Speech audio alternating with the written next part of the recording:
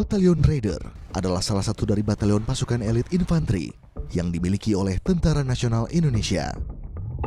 Sebagai pasukan pemukul Kodam II Sriwijaya, Batalion Infanteri Raider 200 Bakti Negara adalah kekuatan penindak yang kekuatannya 3 kali lipat dari kekuatan satu batalion infanteri biasa di tubuh TNI.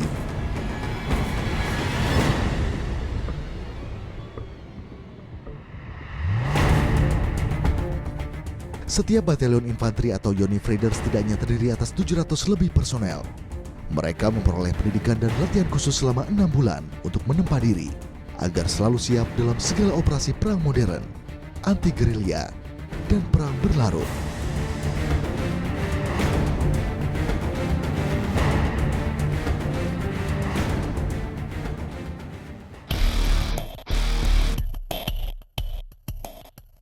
Lambang dari satuan Raider ini berupa sebuah sangkur dengan ornamen kilat dan latar belakang berwarna merah putih.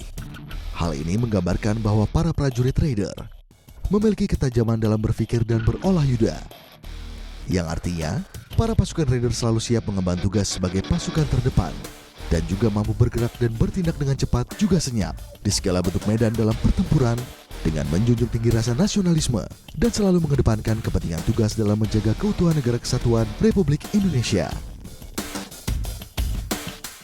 Batalion 200 Raider Bakti Negara ini sudah berdiri mulai tahun 1957.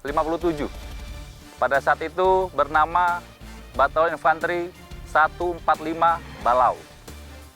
Berjalan waktu pada tahun 2003, sesuai perintah Kepala Staf Angkatan Darat, terbentuklah 10 satuan infanteri di seluruh jajaran TNI AD, termasuk kami, Batalion 145, dan sejak saat itu kami berubah nama dari Batalion Infanteri 145 Balau menjadi Batalion Infanteri Raider 200 Bakti Negara. Sebutan sebagai batalion infanteri yang memiliki kekuatan setara dengan 3 kali lipat kekuatan dari batalion infanteri biasa bukanlah didapat dengan cara yang mudah. Mereka harus melalui latihan berat yang setiap waktu selalu diasah.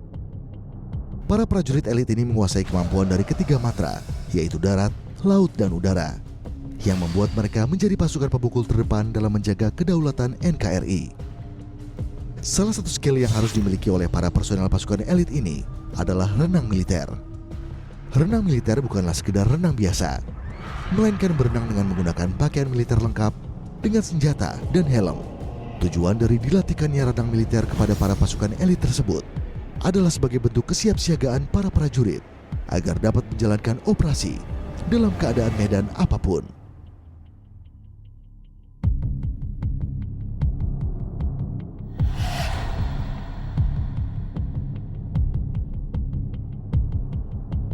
Selamat sore.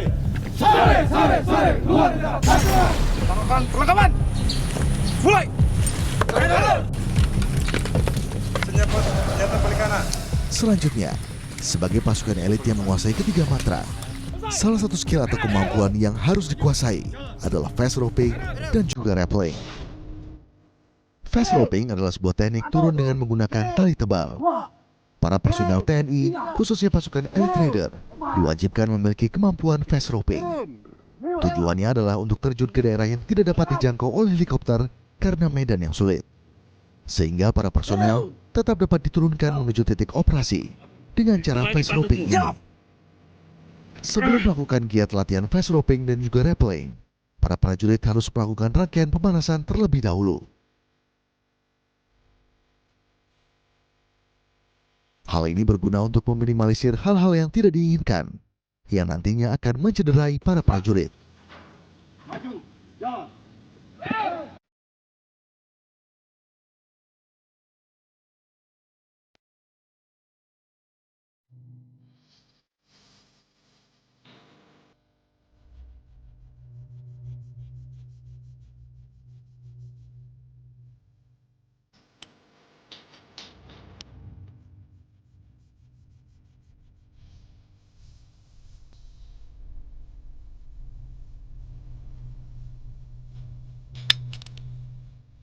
Keamanan dan keselamatan para prajurit dalam sebuah latihan juga tak kalah pentingnya dengan keberhasilan misi.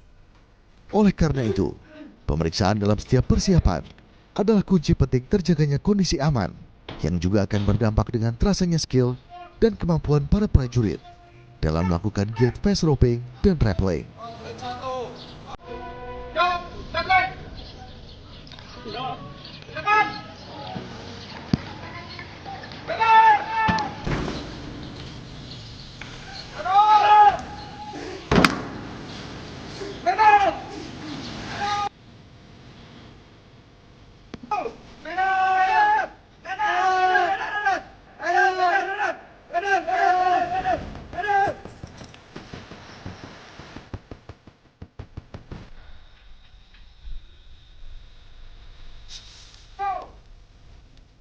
Rappelling adalah sebuah teknik menuruni ketinggian, seperti menuruni tebing ataupun gedung bertingkat.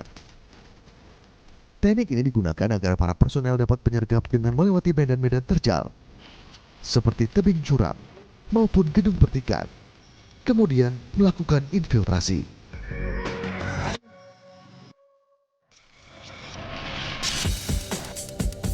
Misi-misi yang pernah dilaksanakan oleh Kodam 2 Sriwijaya diantaranya adalah misi operasi militer untuk perang. Itu melaksanakan operasi di beberapa wilayah seperti di Aceh, kemudian di Maluku, di Timur-Timur dulu sebelumnya Merdeka, kemudian di Atambua, Papua, dan di daerah Kalimantan dan Poso. Itu tugas-tugas yang dilaksanakan jajaran atau prajurit Kodam 2 Sriwijaya. Selain mobilitas para personel, kemampuan tempur dalam menggunakan persenjataan juga merupakan faktor kunci yang menjadikan para pasukan Elite Raider menjadi pasukan yang kekuatannya 3 kali lipat dari batalion infanteri biasa, terutama dalam pergerakan operasi penanggulangan teroris dan juga penyelamatan sandera. Kami berpartisipasi dalam misi pengamanan daerah rawan di Poso. Kami juga terlibat dalam mendukung kegiatan perdamaian dunia PBB seperti di Sudan, Libanon. Kemudian kami bergabung dengan misi Karhutla, Satgas Kebakaran Hutan dan Lahan, pengamanan Asian Games, dan tugas-tugas lain yang tentunya sesuai perintah Pangdam 2 Sriwijaya.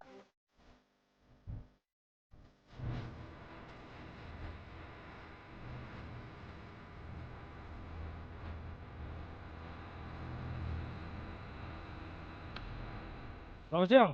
Siap. Siang ini kita mendapatkan perintah untuk melaksanakan latihan.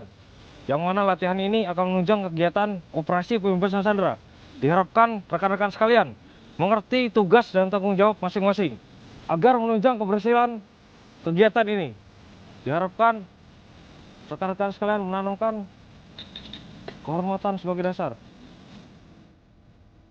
Dalam menjalankan operasi, pergerakan dan mobilitas para personel Raider 200, khususnya para pasukan Gultor atau penanggulangan teroris, tidaklah dilakukan secara sembarangan, melainkan dilakukan secara taktis dan telah disimulasikan berkali-kali dengan berbagai keadaan yang berbeda serta mengikuti perkembangan yang terjadi di lapangan.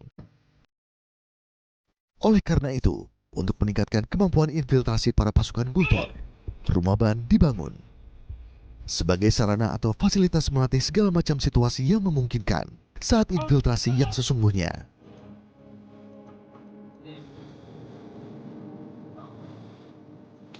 Tentu saja kemampuan dalam menggunakan senjata tajam baik laras panjang maupun laras pendek merupakan skill utama yang harus dimiliki para pasukan Raider 200 Bakti Negara, khususnya pasukan Gultor.